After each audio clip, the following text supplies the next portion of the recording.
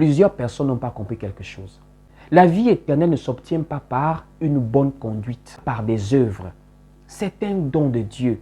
Et ce don de Dieu nous est donné gratuitement. C'est le fait de connaître Jésus-Christ qui nous donne la vie éternelle. Regardez le brigand à la croix.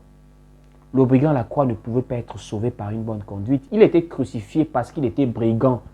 Ce sont ses œuvres qui l'ont amené à la croix, des œuvres d'un malfaiteur. Ce malfaiteur, en acceptant de croire en Jésus-Christ, a obtenu la vie et la vie éternelle. Il a eu la promesse d'être dans le repos, dans le paradis du Seigneur Jésus-Christ. Voici pourquoi l'apôtre Paul peut nous le dire dans le livre de Éphésiens chapitre 2 à partir du verset 8, que c'est un don de Dieu. Ça ne dépend pas des œuvres afin que personne ne se glorifie. Pourquoi l'apôtre Paul le rappelle? Simplement parce que il a la pleine conscience que l'homme chair ne peut pas hériter du royaume. L'homme partie chair, cette chair-là, elle est vendue au péché. Cette chair-là ne se répand pas.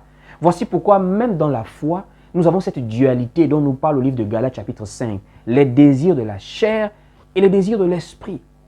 Ça veut dire en réalité, le fait de voir quelqu'un, même dans la foi, tomber, poser un acte déviant, qu'on peut critiquer dans les Écritures, que l'on peut condamner, ça ne veut pas pour autant dire que la personne n'aime pas Dieu. Ça ne veut pas pour autant dire que la personne ne croit pas en Dieu. Nous sommes des hommes faits de chair. Nous sommes des pécheurs nés dans la chair.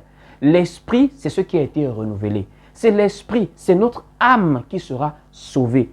Et c'est notre âme qui est sainte. Nous ne sommes pas sanctifiés physiquement. Jésus ne nous sanctifie pas dans la chair. Il nous sanctifie de l'intérieur. Et c'est la sainteté de l'intérieur qui se manifeste par de bonnes œuvres. Mais il y a la réalité aussi que la chair, elle aussi, elle est là. Elle vit, elle est présente. Et cette chair-là ne s'est pas convertie. Cette chair-là ne s'est pas répandue. Je ne suis pas en train d'excuser les actes de quelqu'un, non. Nous condamnons les œuvres des ténèbres.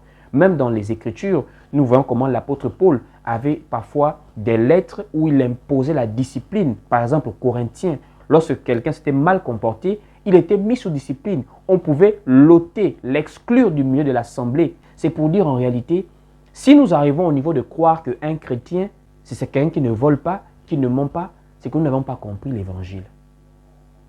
Le fait de ne pas voler, le fait de ne pas mentir, c'est la conséquence de la morale que nous avons par la parole de Dieu.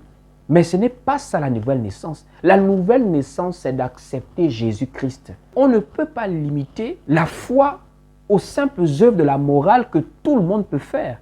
Est-ce que vous savez que dans les religions des hommes, dans les croyances des hommes, et même seulement dans la conscience de l'être humain, il y a le fait de ne pas mentir, de ne pas voler.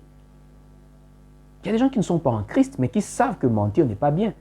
Alors, quelle est la différence entre eux et nous dans la nouvelle naissance si nous pouvons pratiquer les mêmes choses? Le Saint-Esprit en nous nous donne accès à des choses que le commun de mortel ne peut pas avoir. Mais si le commun de mortel peut se sanctifier sans avoir l'Esprit, ne pas mentir, ne pas voler, alors il y a un problème. Donc, la foi qui nous sauve, c'est la foi qui nous amène à recevoir Jésus-Christ malgré nos faiblesses. Ça veut dire, il est facile de critiquer, mais il faut aussi comprendre la dimension de la nouvelle naissance. Si quelqu'un s'est mal comporté et ne veut pas se repentir, on l'exclut, on le met sous discipline. Mais si quelqu'un est tombé et dans une faiblesse, dans une erreur, dans un vice et qu'il a besoin d'aide, pourquoi être choqué à croire que quand on est enfant de Dieu, on ne fait pas des erreurs?